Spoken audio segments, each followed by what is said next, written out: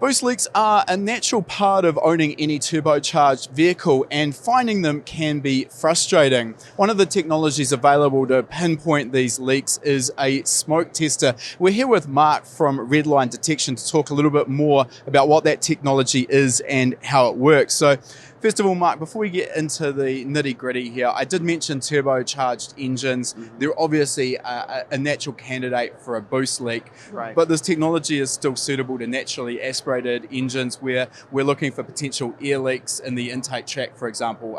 Is that correct? Right. So when you're looking at a drivability concern for engines, unmetered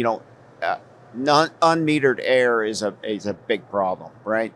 And the big problem with technicians in trying to diagnose these problems is a simple fact is technicians can't see an air leak, right? They can maybe see something physical, a broken pipe or something, but the engines are so complicated now, and there's no room. They can't see everything. Everything is covered or blocked or whatever. So that's where the smoke machine comes in. They introduce the visible vapor to the induction system of that vehicle, whether it be turbocharged or aspirated, and they just watch for smoke to come out.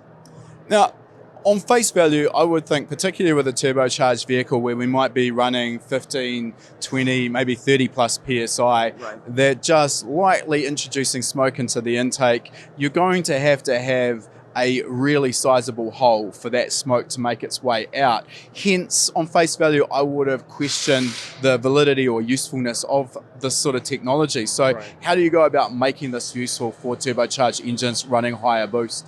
Well, the thing is with you have to simulate that boost with the engine off. So how do you do that? Well, our technology, we have these adaptable blockers. We call power intake adapters, and they inflate the fit and they make a seal, and they allow you to hold back pressure because the machine is going to simulate the boost, up to 20 psi, and that's the thing, because some of these air leaks don't appear until you're into the 5, 10, 15 pound boost range, because what's happening is the rubber and the charge air cooler, for instance, a lot of the ends are made of plastic and they have cracks in them. But what happens is that boost pressure opens that crack up. So you're not going to get a boost problem at a low pressure with a low pressure smoke machine. You have to simulate that boost condition. Okay, so you're able to simulate that with, as you mentioned, up to 20 psi. Right. So you've mentioned there blockers to sort of seal up the system, because this is the next question. Obviously, if we have to seal everything up and maybe introduce 20 psi of positive pressure into the system, Right. I mean, I'm thinking as a mechanic, we'd have to go around and find the right size cap to block off an intercooler hose or a Right. turbocharger. So this takes the hard work out. It's a system that's variable for, it's not one size. It'll actually expand out to suit different size hoses. Right. And that's the great thing about our expandable adapters, right? They expand the fit, make that seal, and it doesn't matter whether you're working on a Holden, for instance, or a Toyota. It doesn't matter that size diameter; it inflates the fit, so it future-proofs the product.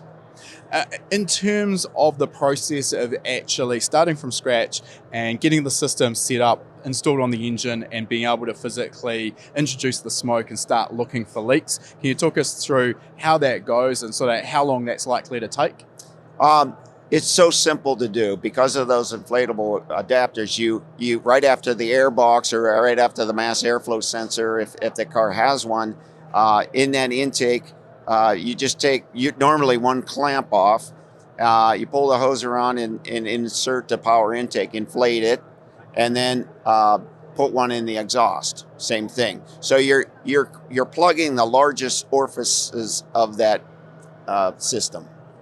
And in terms of actually looking for the smoke, I can imagine if you've got one isolated leak, it's probably going to be pretty easy to find. But are there any tricks that you can use to help make that smoke more obvious and really pinpoint exactly where it's coming from? Well, there's no tricks. The density of the smoke speaks for itself on our products anyway. And so what you do is normally you start out at 5 psi. do a test at that. If you don't see anything, you move it up to 10 psi, look again.